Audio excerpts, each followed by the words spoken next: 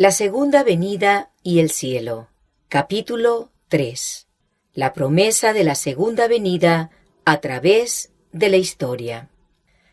La clave para entender la historia.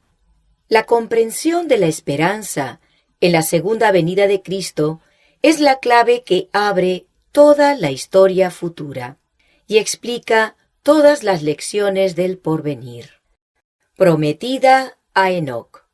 De estos también profetizó Enoc, séptimo desde Adán, diciendo: He aquí, vino el Señor con sus santas decenas de millares. La doctrina de la venida de Cristo fue dada a conocer en aquellos lejanos tiempos al hombre que anduvo en continua comunión con Dios. El carácter piadoso de ese profeta representa el estado de santidad que debe alcanzar el pueblo de Dios que espera ser llevado al cielo, recordada mediante los sacrificios.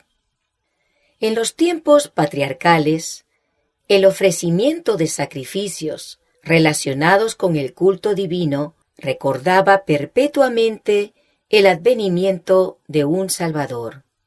Y lo mismo sucedía durante toda la historia de Israel con el ritual de los servicios en el santuario, en el ministerio del tabernáculo y más tarde en el del templo que lo reemplazó. Mediante figuras y sombras se enseñaban diariamente al pueblo las grandes verdades relativas a la venida de Cristo como Redentor, sacerdote y rey. Y una vez al año se le inducía a contemplar los acontecimientos finales de la gran controversia entre Cristo y Satanás, que eliminarán del universo el pecado y los pecadores. Los sacrificios y las ofrendas del ritual mosaico señalaban siempre hacia adelante, hacia un servicio mejor, el celestial. El santuario terrenal era figura de aquel tiempo presente, en el cual se ofrecían presentes y sacrificios, y sus dos lugares santos eran figuras de las cosas celestiales, pues Cristo, nuestro gran sumo sacerdote, es hoy ministro del santuario y de aquel verdadero tabernáculo que el Señor asentó y no hombre. La inmolación del Cordero Pascual prefiguraba la muerte de Cristo. San Pablo dice: Nuestra Pascua, que es Cristo, fue sacrificada por nosotros. La gavilla de las primicias del trigo, que era costumbre mecer ante el Señor en tiempo de la Pascua, era figura típica de la resurrección de Cristo. San Pablo dice, hablando de la resurrección del Señor y de todo su pueblo: Cristo, las primicias, luego los que son de Cristo en su venida. Como la gavilla de la ofrenda mecida, que era las primicias o los primeros granos maduros, recogidos antes de la cosecha, así también Cristo es primicias de aquella inmortal cosecha de rescatados, que en la resurrección futura serán recogidos en el granero de Dios. Buenas nuevas. El mensaje evangélico proclamado por los discípulos de Cristo fue el anuncio de su primer advenimiento al mundo. Llevó a los hombres las buenas nuevas de la salvación por medio de la fe en Él. Señalaba hacia su segundo advenimiento, en gloria, para redimir a su pueblo, y colocaba ante los hombres la esperanza, por medio de la fe y la obediencia, de compartir la herencia de los santos en luz.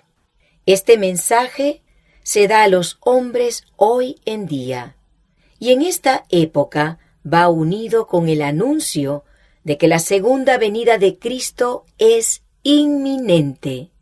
Las señales que Él mismo dio de su aparición se han cumplido. Y por la enseñanza de la palabra de Dios podemos saber que el Señor está a las puertas.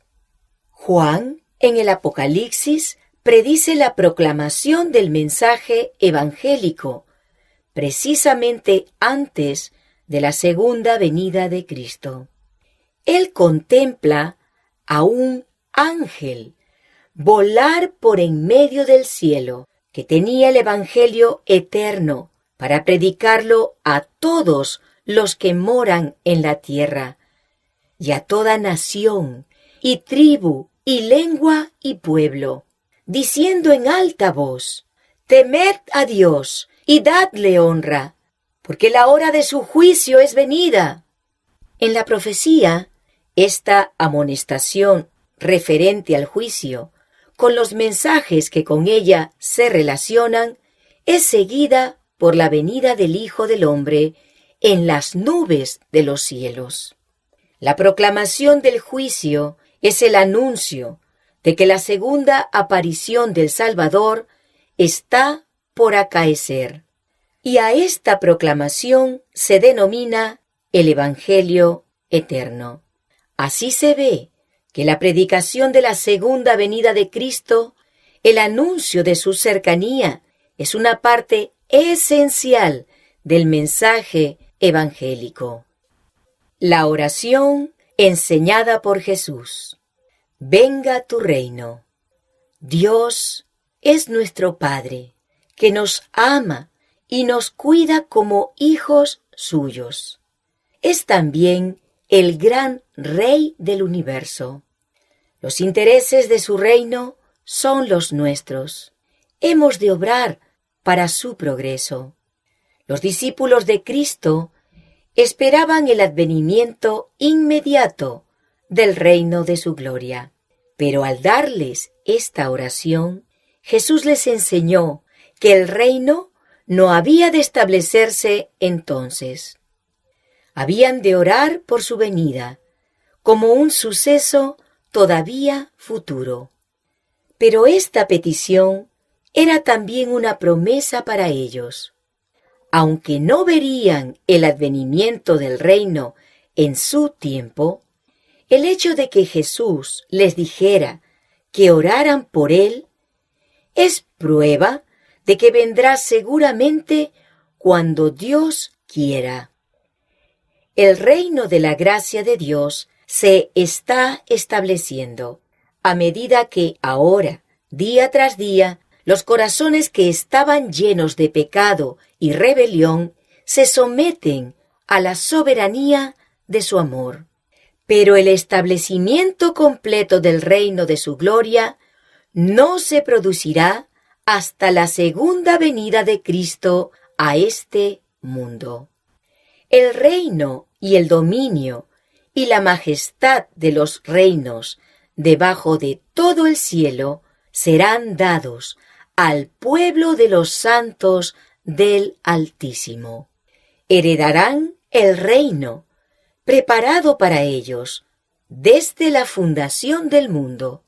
Cristo asumirá entonces su gran poder y reinará. Las puertas del cielo se abrirán otra vez y nuestro Salvador, acompañado de millones de santos, saldrá como Rey de Reyes y Señor de Señores. Jehová, Emmanuel, será Rey sobre toda la tierra. En aquel día, Jehová será uno, y uno su nombre.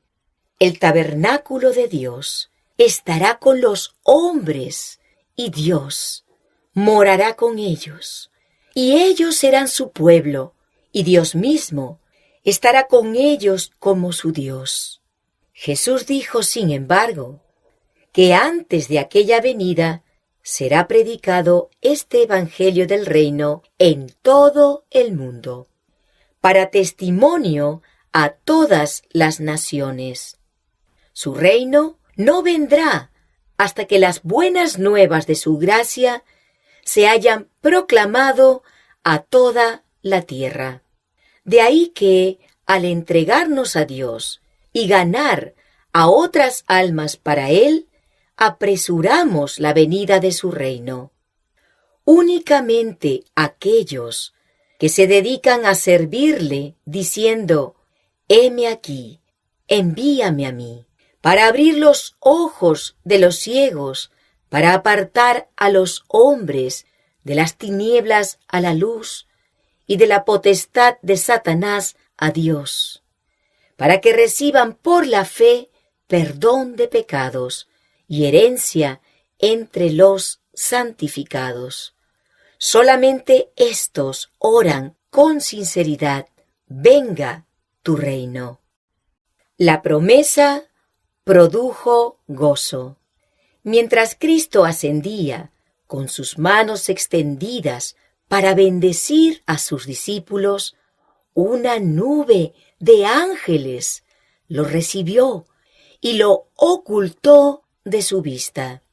Mientras los discípulos esforzaban la vista para captar el último destello de su Señor que ascendía, dos ángeles de la gozosa multitud se pararon junto a ellos y les dijeron: varones Galileos, ¿por qué estáis mirando al cielo? Este mismo Jesús, que ha sido tomado de vosotros al cielo, así vendrá como le habéis visto ir al cielo. Los discípulos se llenaron de gran gozo. Vez tras vez repitieron las palabras que Cristo les había dicho en sus últimas lecciones, tal como están registradas en los capítulos 14, 15, 16 y 17 de Juan. Y cada uno de ellos tenía alguna cosa que decir acerca de la instrucción recibida, especialmente con relación a las palabras de Juan. La promesa de que volvería y también el pensamiento de que les dejaría su paz llenaron sus corazones de gozo. Juan vio la historia del pueblo de Dios. Juan fue fortalecido para vivir en la presencia de su Señor glorificado. Entonces, ante sus maravillados ojos, fueron abiertas las glorias del cielo. Le fue permitido ver el trono de Dios y, mirando más allá de los conflictos de la tierra, contemplar la hueste de los redimidos con sus vestiduras blancas. Oyó la música de los ángeles del cielo y los cantos de triunfo de los que habían vencido por la sangre del Cordero y la palabra de su testimonio. En la revelación que vio, se desarrolló una escena tras otra, de conmovedor interés, en la experiencia del pueblo de Dios. Y la historia de la Iglesia fue predicha hasta el mismo fin del tiempo. En figuras y símbolos se le presentaron a Juan asuntos de gran importancia que él debía registrar para que los hijos de Dios que vivían en su tiempo y los que vivieran en siglos futuros pudieran tener una comprensión inteligente de los peligros y conflictos que los esperaban. Las profecías nos dan confianza. Debemos conocer las Escrituras para investigar las profecías y ver que se aproxima el día y exhortarnos mutuamente con celo y esfuerzo a una mayor fidelidad. ¿Dejaremos nuestra fe? ¿Perderemos nuestra confianza? ¿Seremos impacientes? No, no. No pensaremos en esas cosas. Levantemos nuestra cabeza y gocémonos, porque nuestra redención está cerca. Está más cerca que cuando creímos por primera vez. Su promesa nos da ánimo. Y si me fuere y os preparare lugar, vendré otra vez y os tomaré a mí mismo, para que donde yo estoy, vosotros también estéis. Han pasado más de 1800 años desde que el Salvador dio la promesa de su venida. A través de los siglos, sus palabras han llenado de ánimo el corazón de sus fieles. La promesa todavía no se ha cumplido, pero no por eso es menos segura la palabra que ha sido hablada.